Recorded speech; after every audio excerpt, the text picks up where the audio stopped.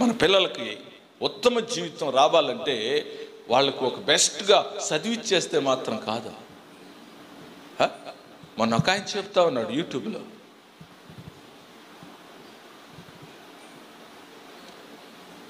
బాగా చదివిచ్చాడంట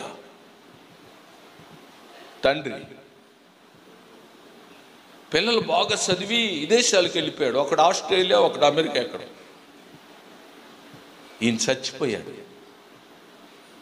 ఇక్కడ చచ్చిపోయాడు. ఆయన చచ్చిపోతే తెలిసిన ఆయన అప్పుడప్పుడు వెళ్ళేవాడంట. అక్కడికి వెళ్ళాడు, అరే రే ఈయన చచ్చిపోయాడే, వీళ్ళ అబ్బాయి ఒకడు ఆస్ట్రేలియా, ఇంకొకడు అమెరికాలో ఎక్కడ ఉన్నాడే. ఫోన్లు చేశారు. ఫోన్ చేసి, అయ్యా మీ నాన్నగారు చనిపోయారు. ఒకడు దొరికాడు. ఫోన్ చేస్తే అడన్నాడంట, మేము చాలా బిజీగా ఉన్నాం, మేము రాలేము, మీరే భూస్థాపన చేసేయండి, డబ్బులు ఎంత పంపించేస్తాను. ఇంకొకడు 2 రోజులు పట్టిందంట ఫోన్ అటెండ్ చేయడానికి. అతను కూడా బిజీ అండి, రాలేదు, చాలా బిజీగా.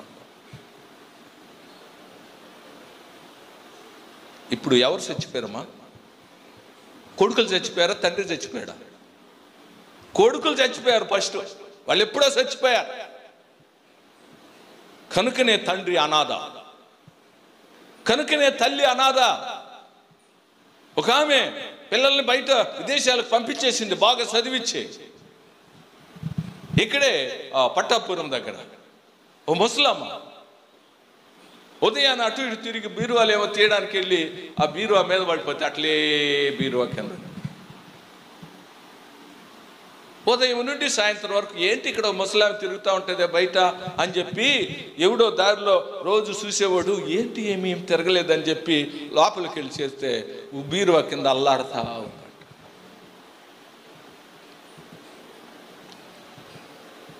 అమ్మా, మన పిల్లలకి బెస్ట్ లైఫ్ ఇచ్చేదానికి మన లైఫ్ బ్యాడ్ అయిపోవడం మంచిది కాదు. తల్లిదండ్రులు వయసు అయినప్పుడు పిల్లలు సహకరించాలి, పిల్లలు చదువుకోవడానికి తల్లిదండ్రులు సహకరించాలి. అది బెస్ట్ లైఫ్ అంటే. విపరీతమైన త్యాగ బుద్ధితో ఆ పిల్లలు ఏమో డెవలప్ అయిపోతున్నారు, బాగా సంపాదించి ఉన్నతంగా చాలా విదేశాల్లో స్థిరపడిపోతున్నారు. ఎవరికి ఉపయోగం?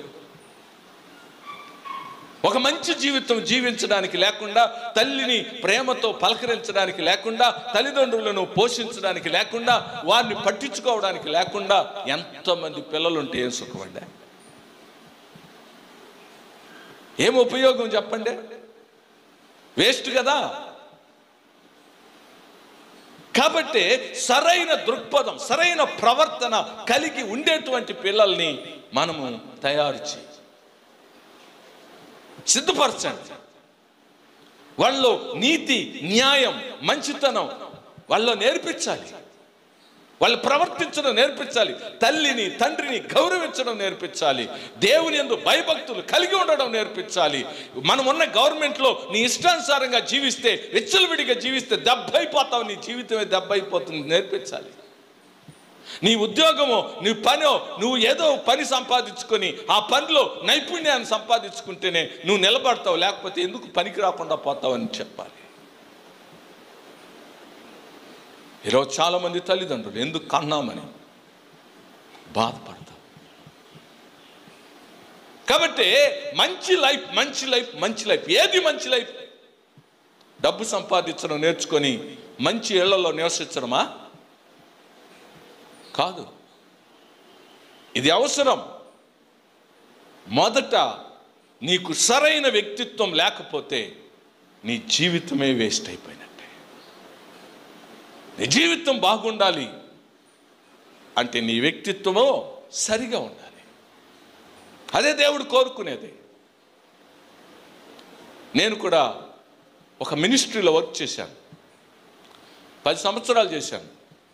నా పైన ఒక కోఆర్డినేటర్ ఉండేవాడు. ఆ కోఆర్డినేటరు నా మీద తప్పు పట్టాలని ఎవరి బిల్స్ చెక్ చేసేవాడు కాదంట. నా బిల్సే చెక్ చేసి 3 సార్లు 4 సార్లు చెక్ చేసి విసిరేసేసేవాడు అంట. ఒక్క తప్పు కూడా లేదు దీంట్లో.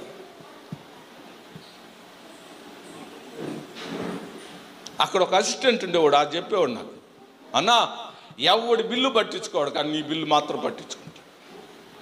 నీలో ఏదైనా లోపం చూపించాలని ఎంతో ప్రయత్నం చేస్తే ఒక్క లోపం కనపడలేదే, ఇన్ని సంవత్సరాలుగా నేను అసిస్టెంట్గా ఉన్నాను అని చెప్పాడు.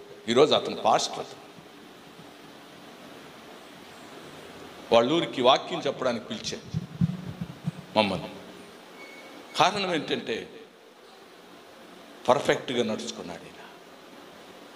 దేవుడు మనం చేసే ఏ పనైనా కూడా అది ఎలా ఉండాలి అంటే అది యథార్థమైన నమ్మకమైనటువంటిదిగా ఉండాలి. అలాంటి జీవితాన్ని దేవుడు మన దగ్గర కోరుకుంటూ ఉన్నాడు. చాలా ప్రాముఖ్యం. కాబట్టి ప్రియమైన సహోదరి, దేవుని బిడ్డ, మనము మన జీవితం బెస్ట్ లైఫ్ అనేటువంటిది ఎలా వస్తుంది అని మనం నేర్చుకోవడానికి ప్రయత్నం చేస్తూ ఉన్నాం. అందులో మొట్టమొదటిది సరైన ప్రవర్తన. మన ప్రవర్తన మనము ఈ గవర్నమెంట్కి జవాబుదారి, జాగ్రత్తగా నడుచుకోవాలి. రెండోది, నువ్వు చేసే పనిలో నువ్వు జవాబుదారి.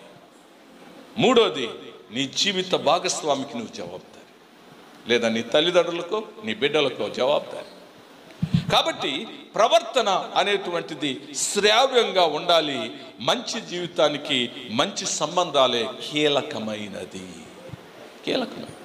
కాబట్టి అలాంటి సంబంధాలు మెరుగుపరచుకోవడం అనేటువంటిది చాలా ప్రాముఖ్యం. అందుకనే క్రీస్తులో ఉన్న 4 లక్షణాలు మనం నేర్చుకోవాలి. ఆ 4 లక్షణాలు చాలా ప్రాముఖ్యం. 1 కరుణ, 2 తగ్గింపు, 3 క్షమ, 4 పవిత్రత. ఈ 4 లక్షణాలు యేసుక్రీస్తులో ఉన్నాయి. వాటిని మనము నేర్చుకోవాలి. ఇంకా ఇందులో చాలా అంశాలు ఉన్నాయి. ఆ అంశాల గురించి నెక్స్ట్ వీక్లో మనం నేర్చుకుందాం. ఈరోజు ఇంతసార్లు ఎండాకాలంలో ఇంత స్ట్రాంగ్గా వాక్యం చెబుతూ ఉంటే అది కొంచెం కష్టంగానే అనిపించవచ్చు. కానీ ఈ ప్రసంగాన్ని మనం అవలంబిస్తే దేవుని ఎదుట మనము నిష్కలంకమైనటువంటి వారుగా నిలబడతాం. దేవుడు ఈ మాటలు దీవించును గాక. ఆమేన్. లెగవండి, ప్రార్థన చేసుకుందాం.